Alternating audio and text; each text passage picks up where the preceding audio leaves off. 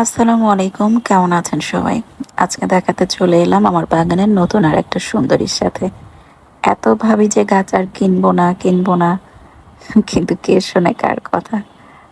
বাগানীদের মানে নেশাই মনে হয় এটা। নতুন কোনো ভ্যারাইটি বা নতুন কোনো গাছ দেখলে আর মাথা ঠিক থাকে না। বাসা থেকে তো কড়া নির্দেশ, আর কোনো গাছ বাড়ানো যাবে না, কোনো টব বাড়ানো যাবে না। তারপরেও আসলে মনের বিরুদ্ধে যে জোর করেও হয়ে যায়, আসলে কিছু করার নাই। মাঝখানে ভীষণ মন খারাপ ছিল, দূর আর করবই না বাগান। কিন্তু এই যে নেশা, এটা আমার একান্তই ভালো লাগার একটা জায়গা। তো সেই জায়গা থেকেই এই গাছগুলো আবার নিয়ে নিলাম। সাথে এই দুটো জেভলিনার একটা ভ্যারাইটি আপু গিফট করেছে। আর আমি যার কাছ থেকে গাছ কিনি জানেনই তো, আমার কলিগ, আমার ফ্রেন্ড জয়নাবা জান্নাত। ওর পেজ থেকেই সবসময় কেনা হয়। ওর গাছের ভ্যারাইটি দেখে তো বুঝতে পারতেছেন, এত সুন্দর একটা হেলদি গাছ আর মিডিয়া পটিং সহ একদম আমাকে দিয়েছে। আমি বলেছিলাম যে একদম মিডিয়া সহ, সাথে একটা বেবিও আছে। ও চাইলেই কিন্তু বেবিটা উঠাই নিতে পারতো, কিন্তু ঠিক যেভাবে ছিল আমাকে ঠিক সেভাবেই ও পাঠিয়ে দিয়েছে। এটা হচ্ছে গ্রাউন্ড অর্কিডের থাই ভ্যারাইটি। আগে একটা নিয়েছি থাই ভ্যারাইটির, যেটা পার্পেল পার্পেল দেশি নর্মালটাও আছে এবং থাই ভ্যারাইটিটাও আগে ছিল। আর থাই নর্মাল, থাই পার্পল ভ্যারাইটিটা নিয়েছিলাম। আর এটা নিয়েছি, আর একটা অবশ্য প্রি অর্ডার দিয়ে রেখেছি, থাই ভ্যারাইটির গ্রাউন্ড অর্কিড, যেটা ইয়েলো কালারের, যেটা ভীষণ সুন্দর। তা আমি জাস্ট মিডিয়া যেভাবে ছিল সেভাবেই রেখেছি, কোনো নাই। জাস্ট গোড়াটা একটু ফাঁকা হয়ে গিয়েছিল বলে আমার সেম মিডিয়া যেটা বানানো ছিল, জাস্ট একটু ধানের চিটা দিয়েছিলাম।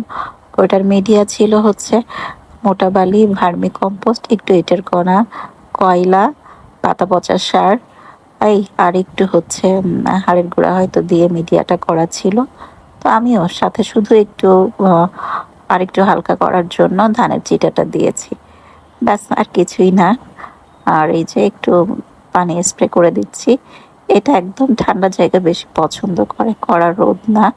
আমি ভুল করে আগেরবার কড়া রোদে রেখেছিলাম, যার জন্য আমার পার্পল থাই ভ্যারাইটির পাতাটা পুড়ে গিয়েছিল।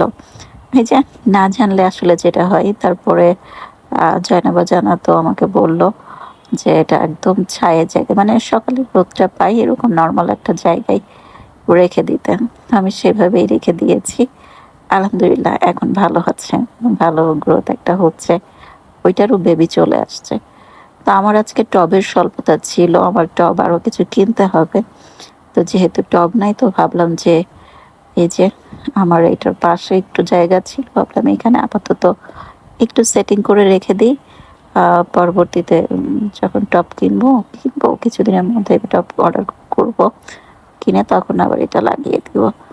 আপাতত এটা এখানেই ভালো থাকুক, একটু গ্রোথ আসুক আর কি।